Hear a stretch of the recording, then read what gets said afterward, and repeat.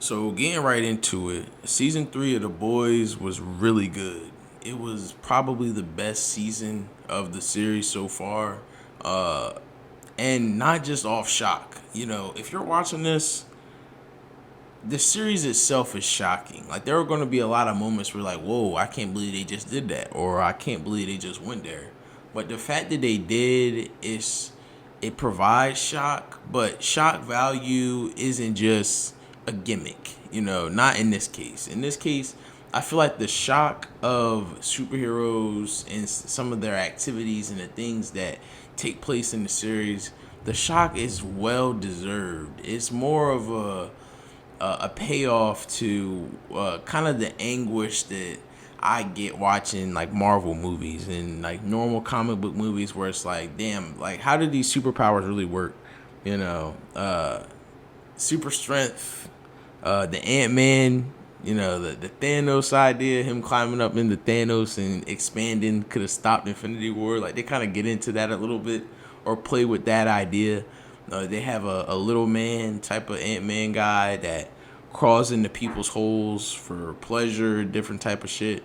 It's shocking, but it's not a gimmick.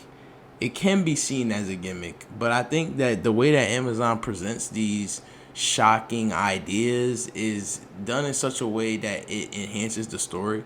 And the story itself is good. You got your main character, Carl Urban as Billy Butcher. He's going to be iconic. It's probably going to go down as one of the most iconic on-screen portrayals of a comic book rendition. And he does pretty good. It's the voice, it's his actions, his just demeanor is incredible. His acting is superb, and a lot of the acting in this show is superb. Anthony Starr as Homelander, he's killing it. And his on-screen presence, like every time he's in a scene, you feel the tension. Like at any moment, he could just go crazy. He could just snap, and it's like, damn. Even though he's not really Homelander, and even though there's no real superpowers and Compound V doesn't exist, just watching him in a scene makes me uncomfortable. So I think he's very successful at what he's doing. What The Boys was able to do really good is build on its characters over these 3 seasons. A character like Mother's Milk has been receiving a little bit of character development from season 1 to now. So now that we're in season 3 and we're watching him kind of deal with some of his personal demons, it feels earned. Everything that's happening feels earned. Huey's story arc from season 1, him losing his girlfriend Robin, to him having like a small man's ego or protection man's ego complex with Starlight always having to save him, and him wanting to save her sometimes. It's like a man's complex, small man's complex, something like that. Basically, he's tired of always being in danger. He wants to be able to save people from danger, and without superpowers, it's hard to do that. So that's like one of the conflicts that a lot of people deal with in this series. It's like you have superpower beings and you have normal people, and there are going to be things that they can do, certain privileges that they have. I think that's one of the other undertones of the show, superpower privilege. I'm not going to get into that.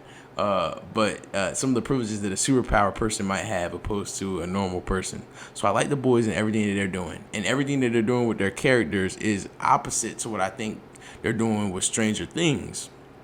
So with Stranger Things, I really enjoyed this season much more than the previous 2.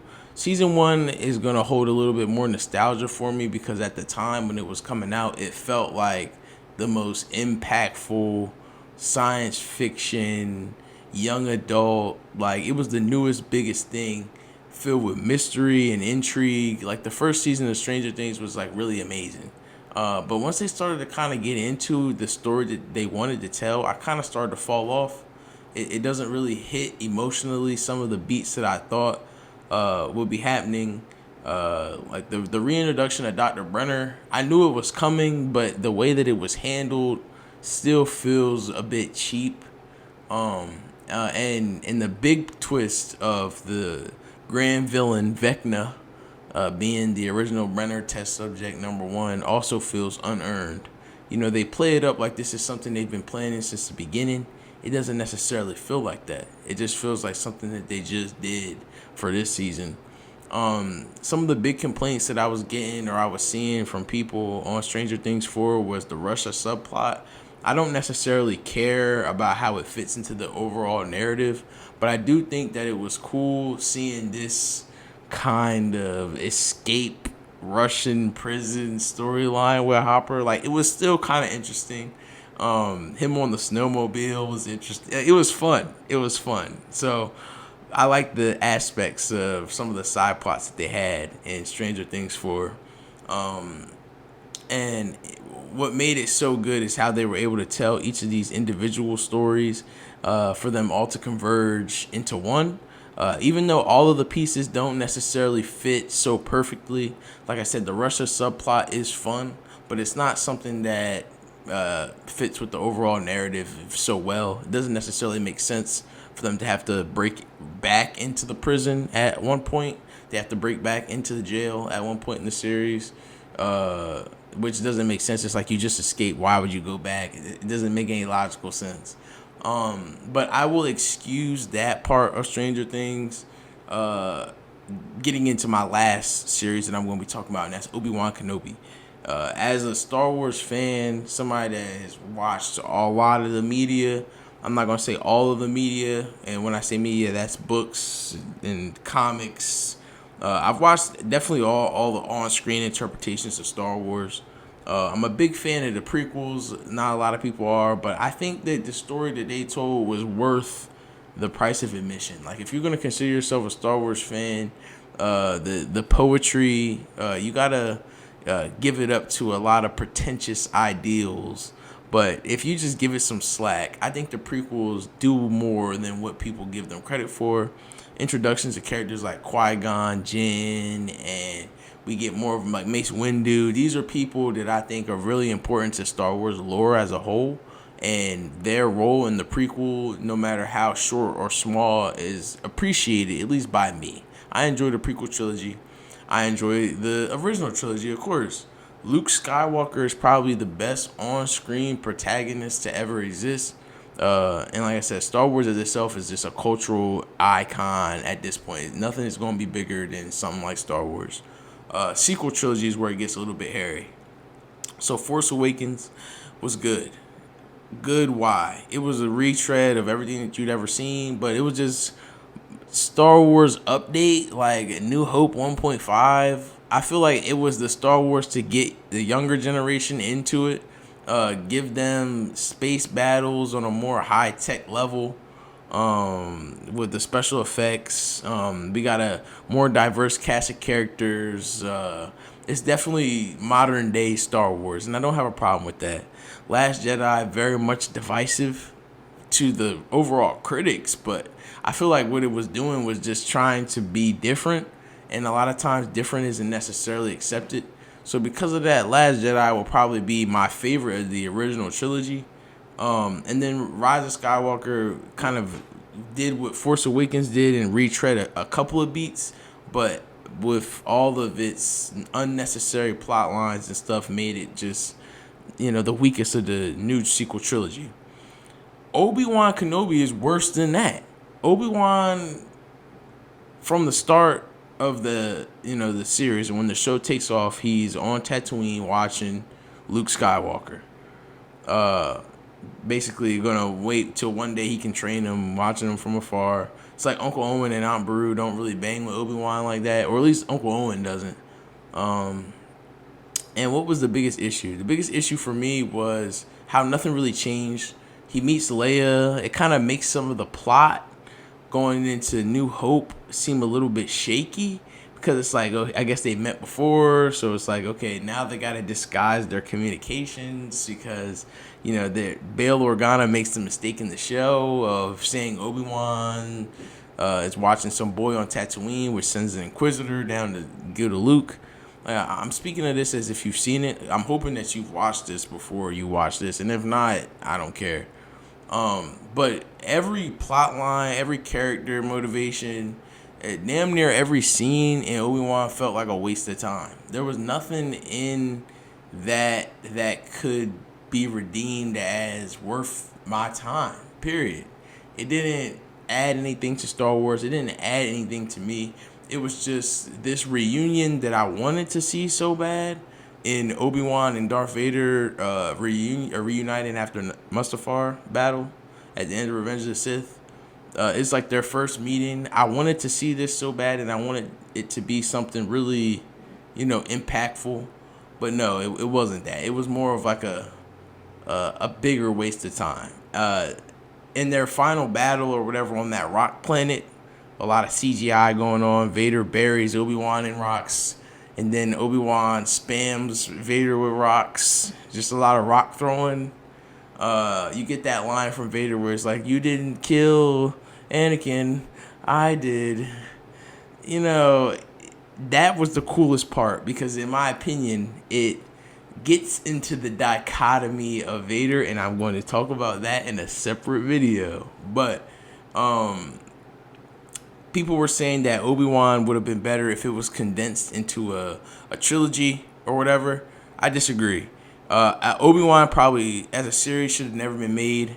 Every plot line, everything that was in the show, you could keep it.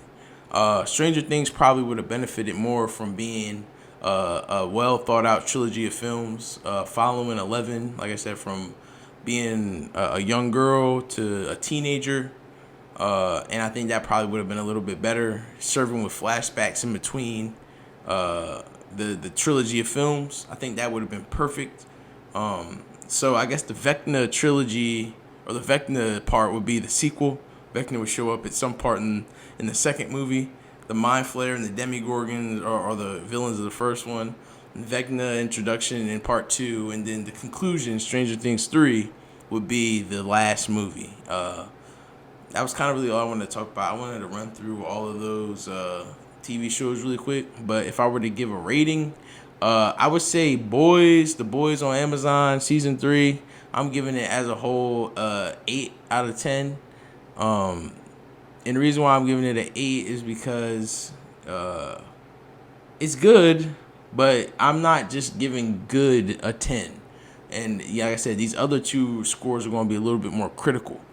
Stranger Things 4 is better than what it's been, but it's not better than what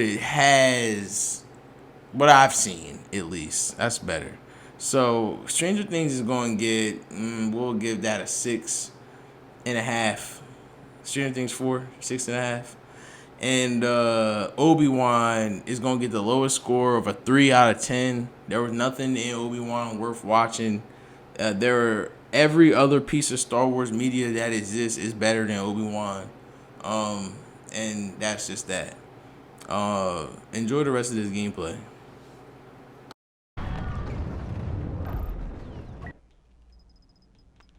Will we get another Vader cameo? I think we will.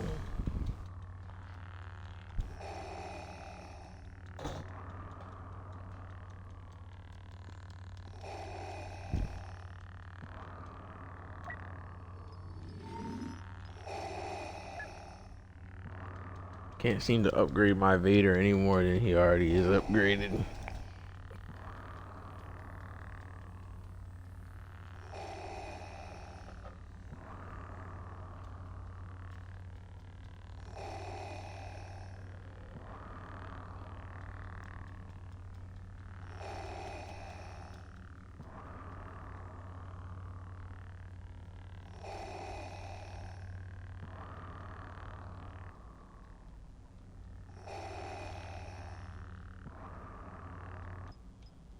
I would settle for Kylo Ren, but I'd rather have Vader. Uh-oh.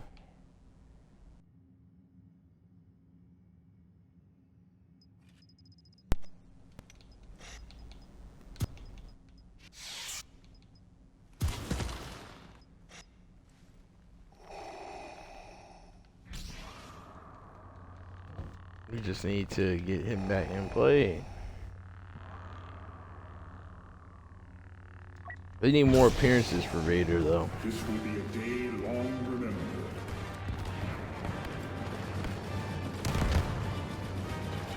Skywalker is with the rebels.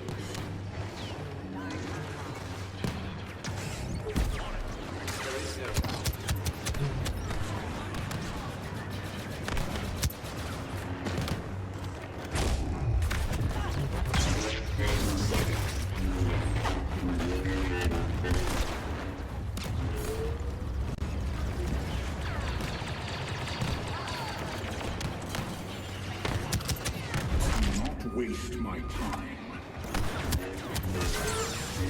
Numbers don't frighten me. Whoever that is, moving fast.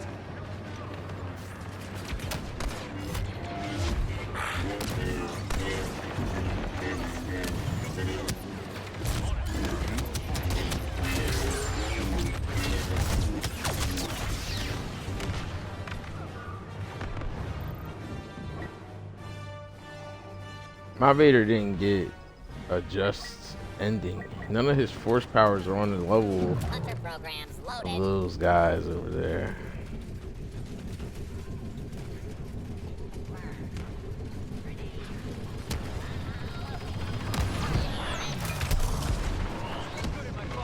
Attempting to capture the I throne don't- room. I don't know why we haven't captured the throne room yet.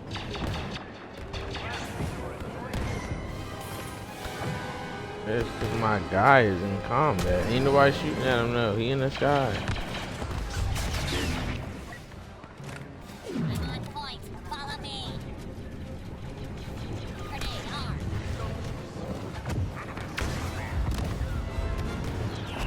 Republic forces.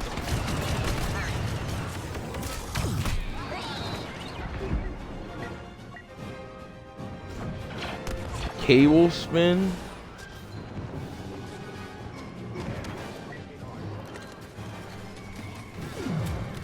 Hunter programs loaded.